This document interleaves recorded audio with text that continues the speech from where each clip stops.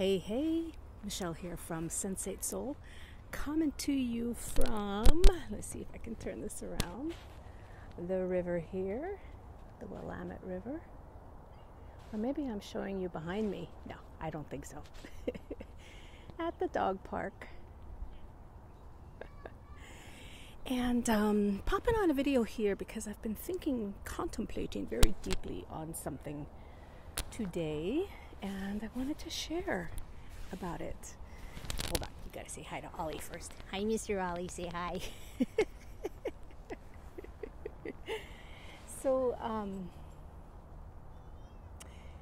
I have been, let me take my glasses off. This morning in my meditations, there was a lot of exploration around it's a water. Oh yeah, there we go. Around the difference between when something feels aligned and when something feels forced. Because I've been playing with how do I really feel in my body the difference between flow and form, meaning how do I be in a place of creative flow, and how do I also have a plan and a focus and all of that. So anyway, I'm going to be talking about that at another time, but what I wanted to talk about briefly today was this absolutely beautiful tool we all have, an ability we all have to be able to know the difference between when something is in alignment and something isn't, and that is our beautiful sensate system. That is our body, our intuition.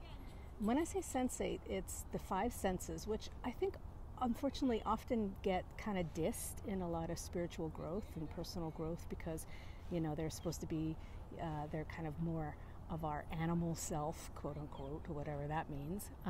We are humanity and divinity all mixed up. The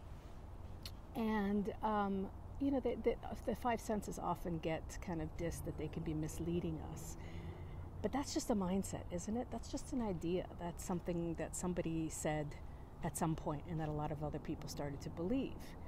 Because I believe that our sensate system, which includes our five senses and our intuition and 6, 7, 8, 9, 10, 11, and beyond, is our way to be able to access truth and wisdom and our path in life, our energy of where it is leading us, and where we are to tread, where we are to move, where we are to tune in and respond to life as it's responding and reverberating with us.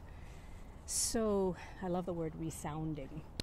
So I saw this thing this morning about it was a meme that I also look at. It was this watching my dog going and saying hi to people. It was this little thing that said, learn to differentiate between the sound of your intuition and the patterns of your trauma repeating. And I really, really appreciated this very simple little golden nugget, because it spoke to, when do we know, show you the city behind. Is it going to focus? No. When do we respond to our intuition, and when do we know the difference between the intuition and our and our ego, basically, and our trauma? There's so much I want to say about this, but what I do first want to say is the big thing of how do we know what the difference is because we tune into our sensate system and we get to feel what's the difference.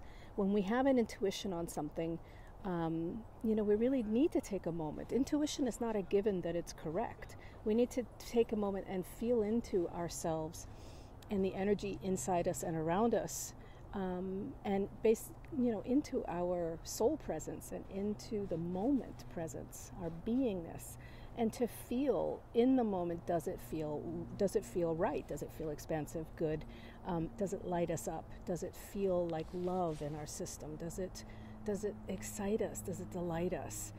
Does it feel even a little bit, let me get this so it stops so it doesn't scratch.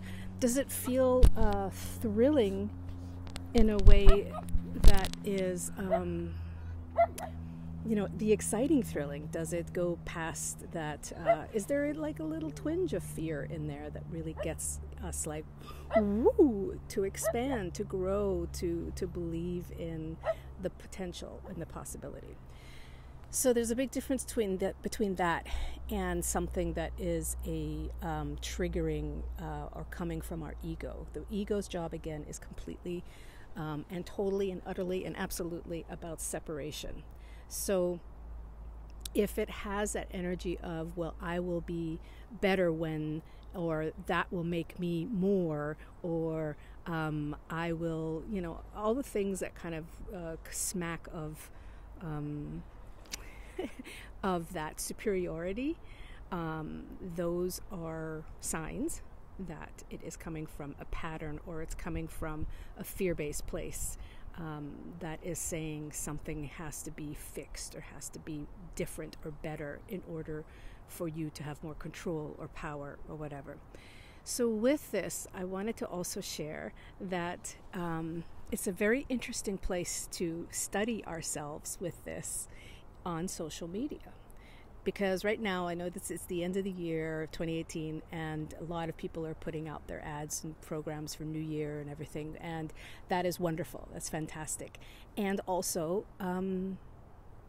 I believe that we can use social media as a very, very, very, very, very, very powerful tool to help us in discerning our intuition and where we are drawn into something or triggered by something or feel less than by something because of something we see on social media. So social media can be a fantastic place to see, how do you truly authentically respond to something? Does it feel like it gets the yes of your intuition? Does it bounce off ideas in your own intuition, or does it bring forth something that is new to you that you're like, oh, that you feel really good about, that you feel really excited about? Or does it give you a competitive feeling? And there's nothing wrong sometimes with competition, but in the sense of competitive, of comparing yourself, does it make you compare yourself? Does it give you that kind of like quick fix feeling of, oh, well, if I just do that, everything will be better? A lot of those things can be signs that they are triggering your past trauma of maybe not, because we all have the plague of not feeling like we're enough. But if it triggers those sensations of comparison and incompleteness and desperation, which is a hard one to feel, but sometimes it's like, oh, if I just do that weight loss program, if I just blah, blah, blah, then everything's going to be perfect. And if it gets that kind of angst feeling going in your energetic system, then it's a good chance that it is triggering a past trauma and mindsets and different things that we all have, that we're all learning and working through and healing, because that is the human journey. So anyway, wanted to share about that. Knowing the difference between what is intuition and what is triggered old past traumas, and using your sensate body, using your, tuning into the present moment and really feeling the energy of things and using that as your barometer. And yes, things can change over time, but tune in and let yourself feel into your divine intuition and feel into the places that are getting triggered for the reason that they still are wanting some of your love and attention, and or maybe also love and attention from others in the form of support, coaching, healing, energy work, whatever it is, because you deserve all of the healing and love possible. We all do, because it's all about the love. All right, thanks for listening. And please do check out sensatesoul.com. Come on and join me and others over there.